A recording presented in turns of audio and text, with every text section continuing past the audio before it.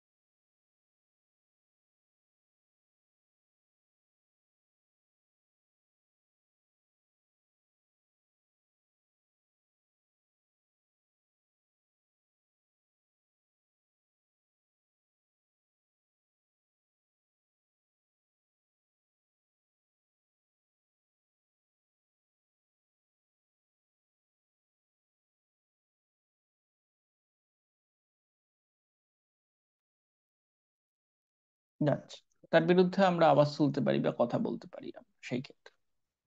তো এই গণতান্ত্রিক বিষয়টা আমরা এইভাবে বুঝতে পারি যে ভারত একটি গণতান্ত্রিক দেশ, এবং আমরা সেখানে আমাদের জনগণের প্রত্যেকের স্বাধীনতা রয়েছে নিজের নিজের বক্তব্য পেশ করার।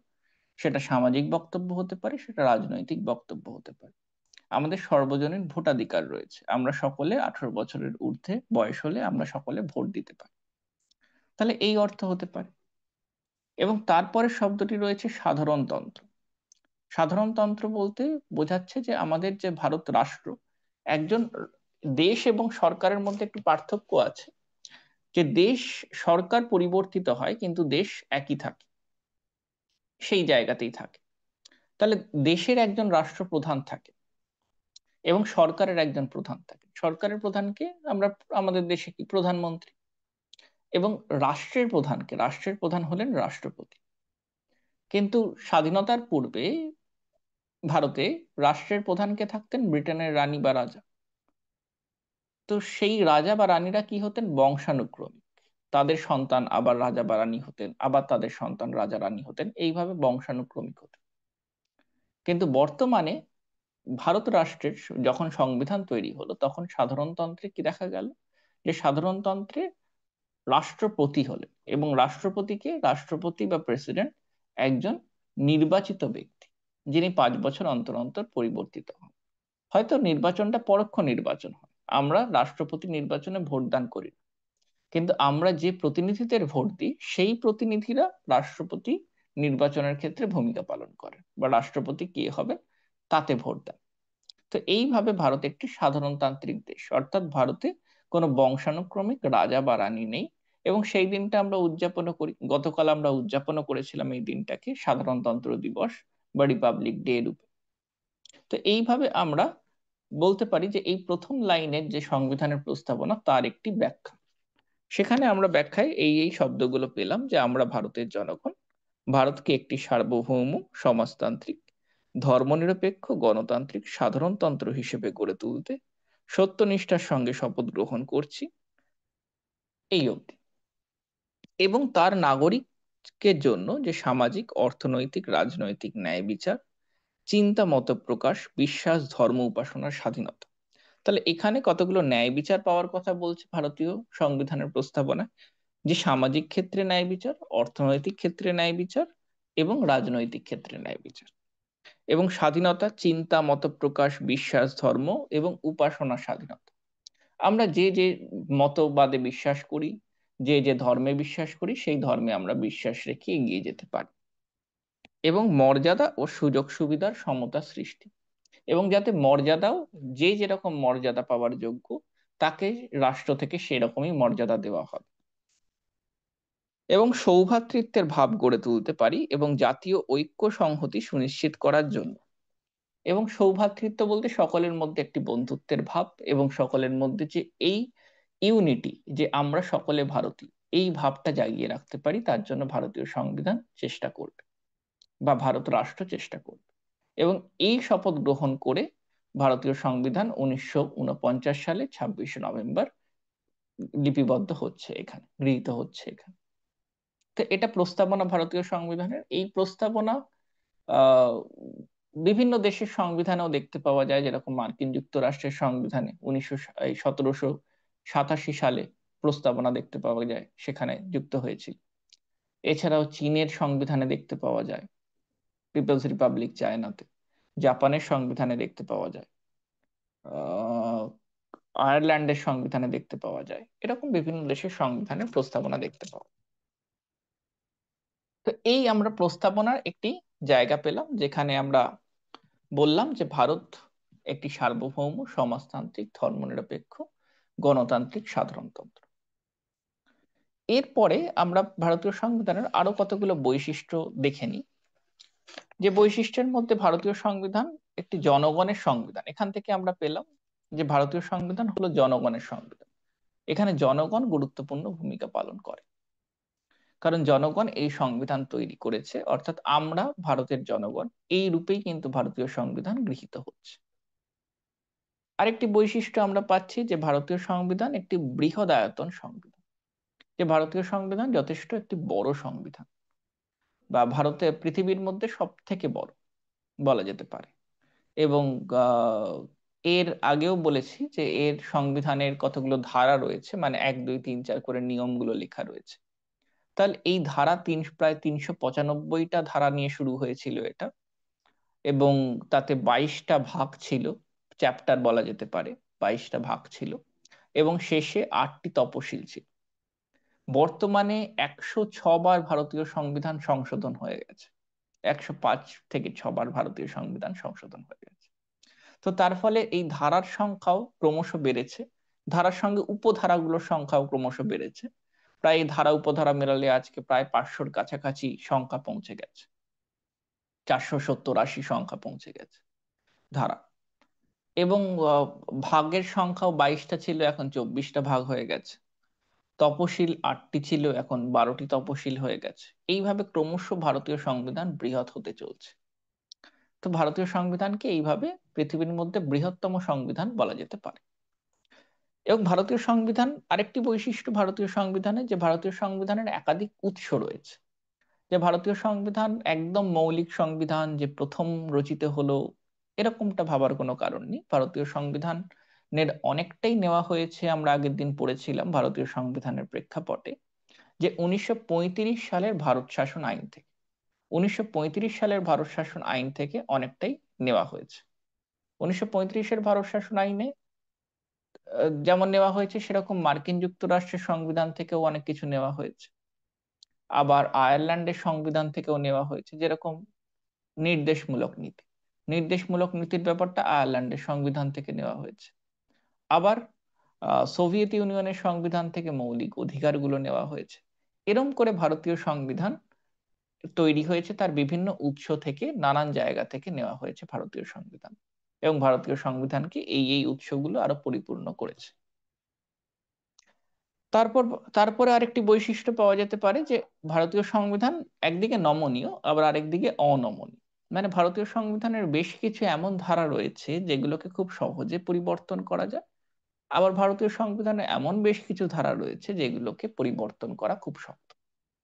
ভারতীয় সংবিধানকে পরিবর্তন করার সহজ উপায় হলো যে কেন্দ্রীয় যে আইনসভা রয়েছে, অর্থাৎ পার্লামেন্ট, লোকসভা, রাজ্যসভা, তাহলে এই কেন্দ্রীয় আইনসভায় সংখ্যাগরিষ্ঠ ভোট, মানে যতজন আছে তার অর্ধেকের থেকে একটি ভোট বেশি পেলেই কিছু কিছু ভারতীয় সংবিধানের ধারাগুলো পরিবর্তন করা সম্ভব হয়। আবার ভারতীয় সংবিধানে এমন অনেক ধারা রয়েছে যেখানে সংশোধন করাটা অনেক শক্ত। সেটাকে সংশোধন করতে গেলে যেরকম কেন্দ্রীয় আইনসভার 2/3 ভোট লাগবে, মানে মনে করো 30 জন সদস্য হলে সেখানে 20 জন সদস্যের ভোট লাগবে, তাহলে 2/3 সদস্যের ভোট লাগবে। আবার সেটাতে পাশ হয়ে গেলে প্রত্যেকটা রাজ্যের যে আলাদা আলাদা করে আইনসভা রয়েছে, সেই আইনসভাগুলোতেও সংখ্যাগরিষ্ঠ ভোট লাগবে, তার মধ্যে অর্ধেক রাজ্যগুলো। তাহলে এতটাই শক্ত কিছু কিছু ধারাকে সংশোধন করা। তাহলে কিছু কিছু ধারাকে সংশোধন করা খুব সহজ, আবার কিছু কিছু এমন নিয়ম রয়েছে ভারতীয় সংবিধানে যাকে সংশোধন করা খুব শক্ত। তাই ভারতীয় সংবিধানের একটা বৈশিষ্ট্য বলাই যেতে পারে যে ভারতীয় সংবিধান একধারে নমনীয় আর একাধারে অনমনীয়, আর কি একই সঙ্গে। ভারতীয় সংবিধানের আরেকটি বৈশিষ্ট্য হলো সর্বজনীন প্রাপ্তবয়স্ক ভোটাধিকার। সর্বজনীন প্রাপ্তবয়স্ক ভোটাধিকার অনেক দেশেও কিন্তু ছিল না। মহিলাদের ভোটাধিকার কিন্তু অনেক দেশেও অনেক অনেক পরে এসেছে, ব্রিটেনেও অনেক পরে এসেছে। কিন্তু ভারতে যখন স্বাধীনতা লাভ করছে তখন কিন্তু সর্বজনীন ভোটাধিকার দেওয়া হলো। অর্থাৎ মেয়েরাও ভোট দিতে পারবে, ছেলেরাও ভোট দিতে পারবে, শুধু বয়স নির্ধারণ করে দেওয়া হলো। বর্তমানে 18 বছরের বেশি হলে সকলেই ভোট দিতে পারবে। সর্বজনীন প্রাপ্তবয়স্ক ভোটাধিকারও ভারতীয় সংবিধানের একটি বৈশিষ্ট্য। ভারতীয় সংবিধানের আরেকটি বৈশিষ্ট্য অনগ্রসর শ্রেণীর জন্য বিশেষ ব্যবস্থা গ্রহণ। যে সমাজে প্রত্যেকেই কিন্তু, মানে সমাজটাকে যদি আমরা একটি রেস মনে করি, যে 400 মিটারের একটি দৌড়, যেরকম তোমাদের স্পোর্টসে দৌড়ও 400 মিটার, এবার সেখানে সবাই হয়তো স্টার্টিং পয়েন্টটা শুরু থেকে শুরু করে, যে একটা জায়গাতেই সকলের স্টার্টিং পয়েন্ট রয়েছে, সেখান থেকে সবাই শুরু করে। কিন্তু আমাদের সমাজের যে রেস, যেটা দৌড়, সেটা স্টার্টিং পয়েন্টটা কিন্তু এক লাইন থেকে শুরু হয় না। কেউ এগিয়ে থাকে সমাজে, সমাজে আগে থেকেই কেউ পিছিয়ে থাকে। তাহলে যেহেতু যারা পিছিয়ে আছে তারাও যাতে এগোতে পারে, বা যাদের এগিয়ে আছে তাদের সমসাময়িক যাতে তারা পৌঁছতে পারে, সেই জন্য অনগ্রসর শ্রেণীর জন্য বিশেষ ব্যবস্থা গ্রহণ করা হয়। যেমন আমরা সরকারি জায়গায় দেখতে পাই যেরকম রিজার্ভেশনের বন্দোবস্ত, বিশেষ ব্যবস্থার বন্দোবস্ত করা হয়। সেখানে নানান জাতের ভিত্তিতে নানান শ্রেণীকরণ করা হয়েছে। এসসি, সেখানে আদিবাসী সম্প্রদায়ের জন্য ST, other backward caste, OBC, এরকম নানান সংরক্ষণ ব্যবস্থা করা হয়েছে। সেখানে সরকারি চাকরি, উচ্চশিক্ষার ক্ষেত্রে কিন্তু বিশেষ ব্যবস্থা দেওয়া হয়।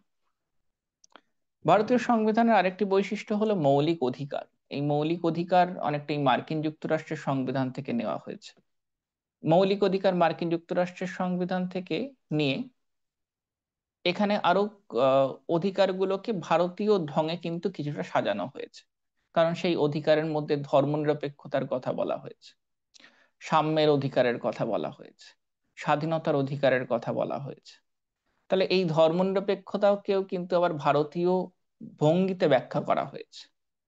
আবার 29-30 নম্বর ধারায় ভারতীয় সংবিধানের সাংস্কৃতিক অধিকারের কথা বলা হয়েছে, যে বিভিন্ন সংস্কৃতি থেকে বিভিন্ন অধিকার কি করে পাবে।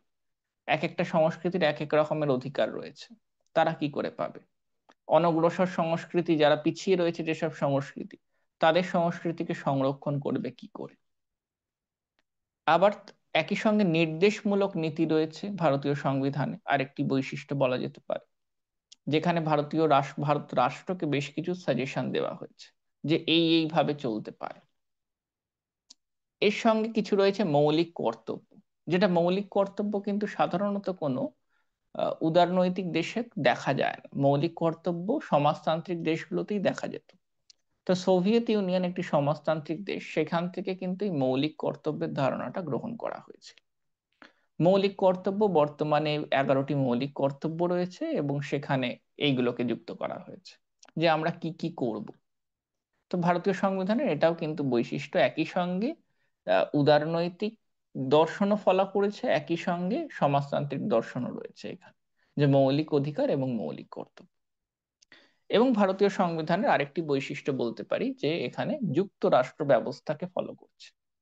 যে যেরকম যুক্তরাষ্ট্র ব্যবস্থা বলতে এখানে দু ধরনের সরকার রয়েছে, একটি কেন্দ্র সরকার এবং 28টি রাজ্য সরকার রয়েছে। তার সঙ্গে বেশ কিছু কেন্দ্রশাসিত অঞ্চলের সরকারও রয়েছে, তার মধ্যে দিল্লি, পুডুচেরি, সেখানেও রাজ্য সরকার রয়েছে। তাহলে এই দু ধরনের সরকার একই সঙ্গে কাজ করছে। তাহলে কেন্দ্র সরকারের শাসন বিভাগ, আইন বিভাগ রয়েছে, আবার রাজ্য সরকারেরও শাসন বিভাগ, আইন বিভাগ রয়েছে। ভারতে একটি যুক্তরাষ্ট্রীয় বিচার ব্যবস্থার কাঠামো রয়েছে। একদম উপরে সুপ্রিম কোর্ট রয়েছে, তার নিচে হাইকোর্ট রয়েছে, তার নিচে জেলা কোর্ট রয়েছে। তো এইভাবে একটি যুক্তরাষ্ট্রীয় বিচার বিভাগীয় কাঠামো কাজ করছে ভারতে। তো কিন্তু ভারতে যুক্তরাষ্ট্রীয় কাঠামো কাজ করলেও ভারতের সংবিধানের একটি বৈশিষ্ট্য হলো ভারতে কিন্তু একটি নাগরিকত্ব পাওয়া যায়। অর্থাৎ আমরা ভারতের যে নাগরিক, সেটা কিন্তু আমাদের একটি পত্র রয়েছে, আমরা ভারতের নাগরিক। আমরা যে আলাদা করে আমরা পশ্চিমবঙ্গের নাগরিক, আমরা বিহারের নাগরিক, আমরা তামিলনাড়ুর নাগরিক, আমরা নাগাল্যান্ডের নাগরিক, এরম আলাদা করে কিন্তু আমাদের কাছে কোনো পত্র নেই। আমরা ভারতের নাগরিক, এটাই কিন্তু একটি প্রমাণ। তাহলে ভারতে একটি নাগরিকত্বের ধারণা রয়েছে, দ্বৈত নাগরিকত্ব ভারতে নেই। বা ভারতের জাতীয় পতাকাও কিন্তু একটি পতাকা ব্যবহার করা হয়, যেটা ভারতের পতাকা। আলাদা আলাদা কিন্তু রাজ্যের পতাকা নেই। তাহলে এইভাবে ভারতের সার্বভৌমত্ব কিন্তু এক জায়গাতে সীমাবদ্ধ রয়েছে, আলাদা আলাদাভাবে রাজ্যগুলোর মধ্যে খণ্ডিত হয়ে যায়। এটা আমরা বলতে পারি। এই কতগুলো আমরা তাহলে বৈশিষ্ট্য আজকে আমরা জানলাম, যেখানে আমরা বললাম যে প্রথমে ভারতীয় সংবিধানের প্রস্তাবনার কথা, এবং তারপর সেটাকে প্রস্তাবনার যে বিষয়গুলো ছিল আমরা সেটাকে ব্যাখ্যা করলাম। অর্থাৎ সার্বভৌম কি, সমাজতান্ত্রিক বিষয়টা কি, ধর্মনিরপেক্ষ কি, গণতান্ত্রিক বিষয়টা কি, বা সাধারণতন্ত্র বিষয়টা কি। এবং তারপর দেখলাম যে ভারতীয় সংবিধানের আরো কতগুলো বৈশিষ্ট্য রয়েছে, যে ভারতীয় সংবিধান হলো জনগণের সংবিধান, ভারতীয় সংবিধান হলো বৃহদায়তন সংবিধান, ভারতীয় সংবিধানের একাধিক উৎস রয়েছে, মার্কিন যুক্তরাষ্ট্রের সংবিধান থেকে নেওয়া হয়েছে, সোভিয়েত ইউনিয়নের সংবিধান থেকে নেওয়া হয়েছে, আয়ারল্যান্ডের সংবিধান থেকে নেওয়া হয়েছে, নানান সংবিধান থেকে ভারতীয় সংবিধানকে আরো পরিপূর্ণ করার চেষ্টা করা হয়েছে। ভারতীয় সংবিধানে সর্বজনীন প্রাপ্তবয়স্ক ভোটাধিকার রয়েছে, অনগ্রসর শ্রেণীর জন্য বিশেষ ব্যবস্থা গ্রহণ করা হয়েছে, মৌলিক অধিকারের ধারণা রয়েছে, নির্দেশমূলক নীতি রয়েছে, মৌলিক কর্তব্যের ধারণা রয়েছে, এবং ভারতীয় সংবিধানে যুক্তরাষ্ট্রীয় ব্যবস্থার কথা বলা রয়েছে, যে ভারত একটি যুক্তরাষ্ট্রীয় দেশ। তাহলে এই কতগুলো আজকে বৈশিষ্ট্য আমরা জানলাম ভারতীয় সংবিধান। ঠিক আছে, কারোর কোনো প্রশ্ন আছে কি?